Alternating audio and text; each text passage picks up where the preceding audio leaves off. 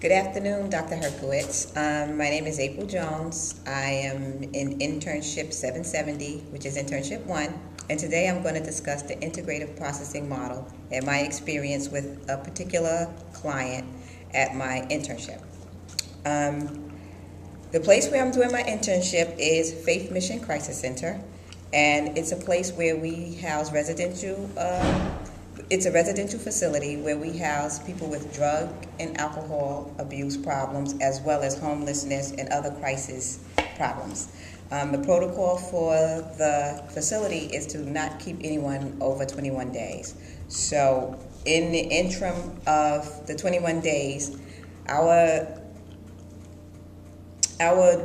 goal is to get them to the next level of care.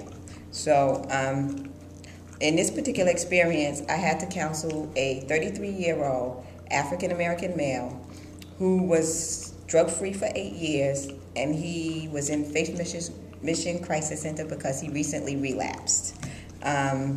He avoided counseling by actually switching beds. He had been there for 1 day. Now, clearly this client did not want to be interviewed by anyone. He sat in the TV room with his coat pulled over him, and he didn't speak to anyone, didn't say anything to anyone. I went to the TV room and called him and let him know that we had a 15-minute counseling session.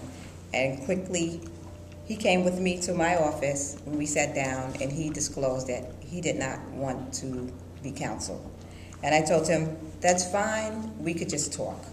So I introduced myself, and I explained to him that I was his counselor for the day. He would be assigned a primary counselor. I let him know about the confidentiality, and I also let him know the level of counseling that he should receive at the particular program, which is drug and alcohol counseling. And I also let him know that I was a mental health counselor, and my scope went a little bit further than that. So we sat there for a minute, and I said, well, since you don't want to be counseled, let's just talk. So he started to talk, and I asked him, so did you grow up in Queens? And he said, no, I grew up in Brooklyn. And I said, well, I grew up in Queens. And I asked him if he had brothers and sisters. He said, yes, he had brothers and sisters. And we began to talk about growing up and brothers and sisters and other things. And before you know it, he was crying. He was crying, and he put his coat down, and he sat back, and he started to really get into a counseling session with me. And, at first I was a little uncomfortable, but I let him cry. I told him that this was a good thing, everything would be okay, and then that, I was here to help him get to the next level. So I allowed him to cry, assuming that everything would be okay, and I understood him. And we went on to discuss his problem and how he was going to plan to arrange for treatment. Now, the first part of the integrative processing model is reflecting. At the beginning of the session, I wasn't sure how to handle someone coming in saying that they didn't want to be counseled. But I quickly regrouped and allowed the client and myself to have a conversation instead of a formal counseling session.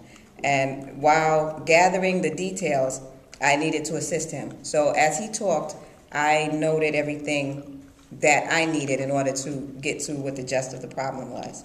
And even with the beginning doubt I felt, I could help this client and make a good enough assessment to refer him. I felt empathy and familiarity for, in regards to some of his family situations, and I was able to help the client reach a cleansing point. Together, we formulated a plan for continued counseling, and I felt a good half an hour later when I saw the client had hung up his coat and was playing ping pong. I felt like, I'm really was able to help him, and I felt good about that.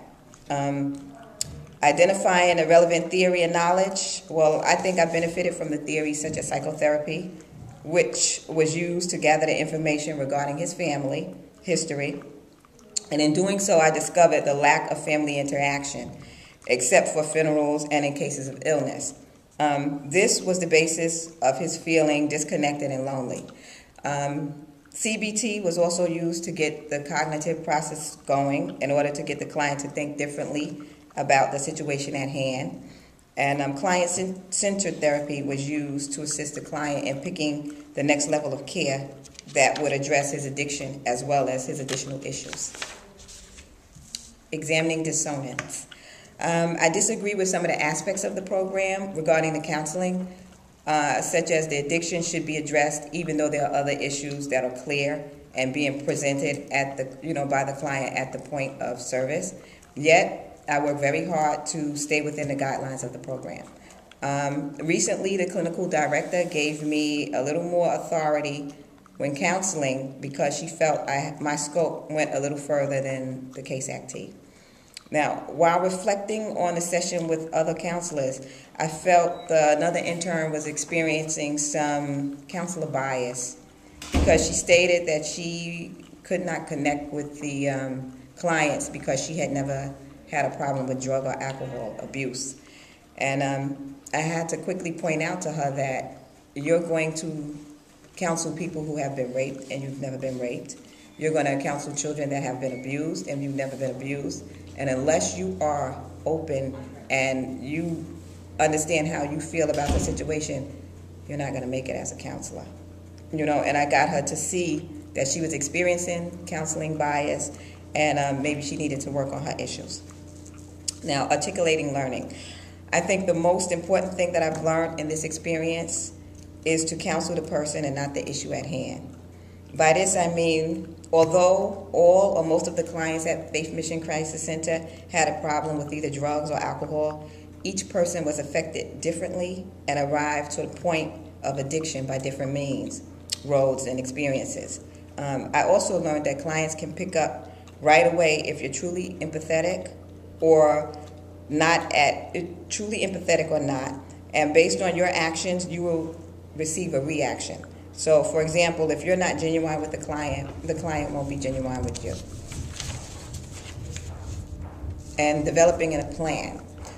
In this particular case, I followed up with the client's primary counselor to discuss the next level of care, and the client gave consent to have all his progress reports, medical information, family interactions, and everything disclosed to me so that I could discuss his progress with him at different points and periods in time. The knowledge and skill I gained, I think gaining more knowledge of applying theories and actual counseling, being able to diagnose based on assessment, psychosocial and behavior will make me a better and more efficient counselor. And the DSM diagnosis for Axis 1, it was 303.90, alcohol dependence, 304.20, cocaine dependence.